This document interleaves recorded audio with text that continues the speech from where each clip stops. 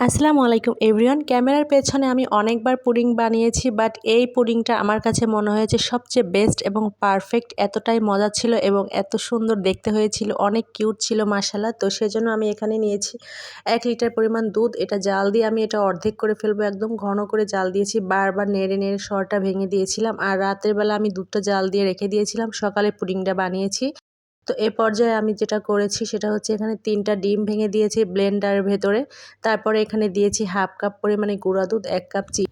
এবারে দিয়ে দিলাম রাতে সেই জাল দিয়ে রাখা ঘন দুধটা। পুডিং বানানোর ক্ষেত্রে দুধটা যদি এভাবে আগে জাল দেওয়া থাকে তাহলে বানাতে অনেক সুবিধা হয়, যেহেতু দুধটা অবশ্যই ঠান্ডা হতে হবে আর এর ভেতরে ডিম থাকে যেহেতু। এই পর্যায়ে আমি দিয়ে দিলাম এখানে 3 পিস পাউরুটি। আর আমার বাচ্চারা পাউরুটি দিয়ে পুডিংটা বেশি পছন্দ করে, নর্মাল শুধু দুধ দিয়ে পুডিং বানালে ওরা খেতে চায় না, কারণ ওটা একটু নরম হয় বেশি, যার কারণে। এই পর্যায়ে আমি এখানে দিয়েছি চকলেট এসেন্স। সবাই ভ্যানিলা এসেন্স ব্যবহার করে, আমি চকলেট এসেন্স ইউজ করেছি। আর এখানে দিয়ে দিয়েছি মোস্ট ইম্পর্ট্যান্ট যেটা, সেটা হচ্ছে 1 টেবিল চামচ পরিমাণ ঘি, আর দিয়েছি হাফ চা চামচ পরিমাণে লবণ।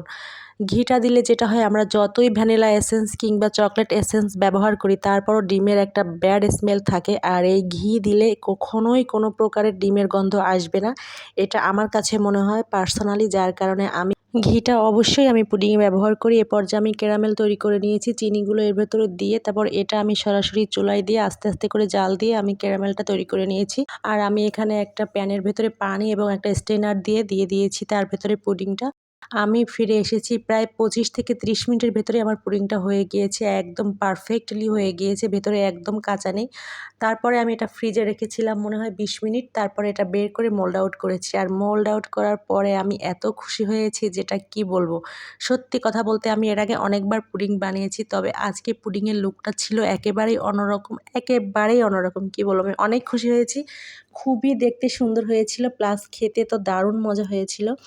যাই হোক, মোল্ড আউট করার সাথে সাথেই আমার পুডিং কিন্তু ফুরিয়ে গিয়েছে। আমি যে পরবর্তীতে ফ্রিজে রেখে খাবো সেটার ব্যবস্থা আর করতে পারিনি। তো তারপরও আমি সার্থক, আমার বাসার সবাইকে অনেক বেশি প্রশংসা করেছে, অনেক মজা হয়েছিল।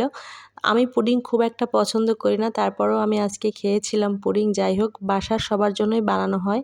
তো যখন কাটছিলাম আমার এত আনন্দ লাগছিল সেটা আর বলে বোঝাতে পারবো না। সত্যি বলতে অনেক মজা হয়েছিল।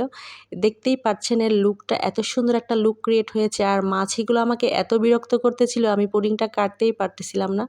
তো এই সুন্দর লুকটাই আমার দেখতে অনেক বেশি ভালো লাগছিল। যদি আমার ভিডিওটা ভালো লাগে অবশ্যই আমার ফেসবুক পেজটি ফলো দিবেন আপনারা, আর আমার ইউটিউব চ্যানেল আছে ঠিক এই নামেই, আমার ইউটিউব চ্যানেলটি সাবস্ক্রাইব করবেন আপনারা। তো কেমন লাগলো আমার ভিডিওটি অবশ্যই জানাবেন। আসসালামু আলাইকুম, আল্লাহ হাফেজ।